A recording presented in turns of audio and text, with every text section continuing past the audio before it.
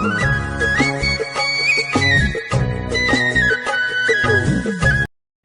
શ્રી કૃષ્ણ મિત્રો, આજે આપણે બનાવશું ટોપરા પાક. તો જો આપણે 250 ગ્રામ ટોપરું લઈ લીધું છે, 200 ગ્રામ ખાંડ, પછી આ 2 ચમચી મલાઈ, બદામ, કાજુ અને આ મિલ્ક પાવડર લઈ લીધો છે અડધી વાટકી, અને ઘી. થોડોક આપણે ફૂડ કલર લઈ લીધો છે પીળા કલરનો. આ મલાઈ આપણે લીધી ને આ ટોપરામાં આપણે મિક્સ કરી દેવાની, એટલે એકદમ પોચો થાય, બગડશે નહીં. આ ટોપરામાં આપણે આ રીતે મિક્સ કરી દેવાની મલાઈ. બસ ચાસણી લેશું. આપણે મોણ કેમ દઈએ એમ મોણ દઈ દેવાનું.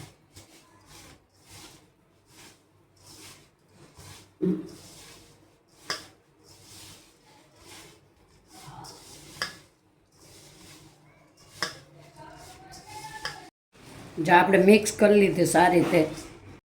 સૌપ્રથમ આપણે ઘી નાખશું કાજુ બદામ શેકવા માટે થોડું.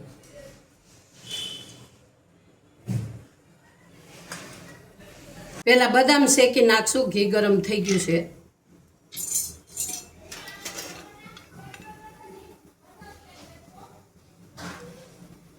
શેકીને પછી આપણે કટકા કરી નાખશું બદામના.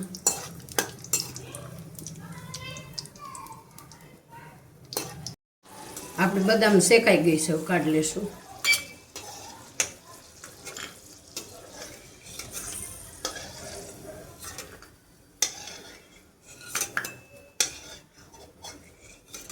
હવે કાજુ શેકી લેવું.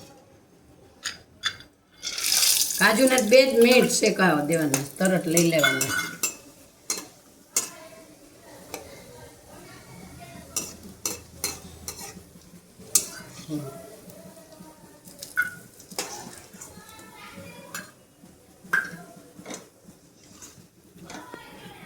હવે આપણે ચાસણી લઈ લેવું. તો આ ખાંડ આપણે લીધી છે 200 ગ્રામ અને 250 ટોપરાનું ખમણ.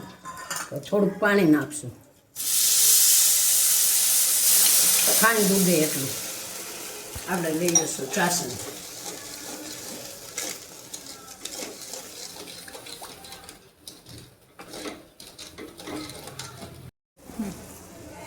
જો ચાસણી મૂકે આપણે એક તારની ચાસણી લેવાની, અને કલર છે ને એમ ચાસણીમાં નાખી દઈશું. ચાસણી પીળી થઈ જાય.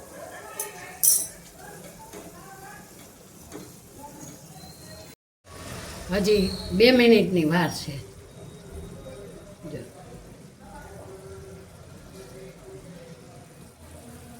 એકતાર આવવો જોઈએ.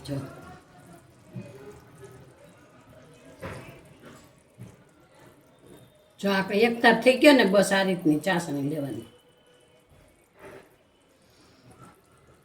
હવે આમાં ટોપરામાં આપણે નાખી દેવું.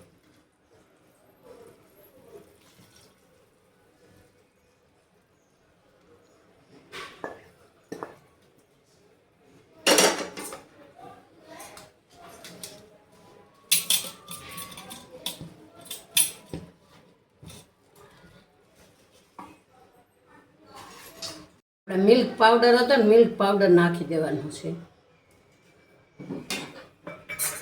આ કાજુ નાખી દેવાના. આ બદામ આપણે કટકા કરીને નાખી દેવાના. અને આ જે ઘી આપણે શેકાતા ને કાજુ બદામ, એ નાખી દેવાનું છે.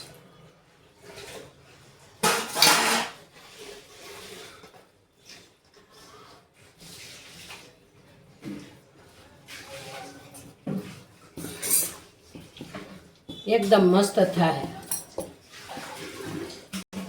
થાળીમાં ઘી લગાવી દીધું છે. હવે આમાં મિક્સ કરીને અને પાથરી દેશું થાળીમાં.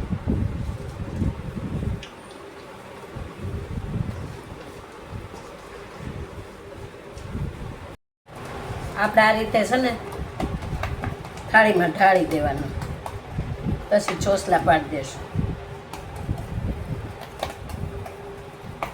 બોલો. આ ગરમ હોય ને ત્યારે જ આપણે આમાં આ રીતે ઢેફલી પાડી લેવાની છે.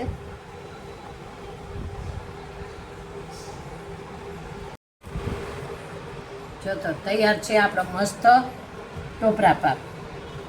આ ટોપરા પાક બગડશે નહીં, કારણ કે આપણે દૂધનો ઉપયોગ કર્યો નથી બિલકુલ. એકદમ મસ્ત અને પોચો.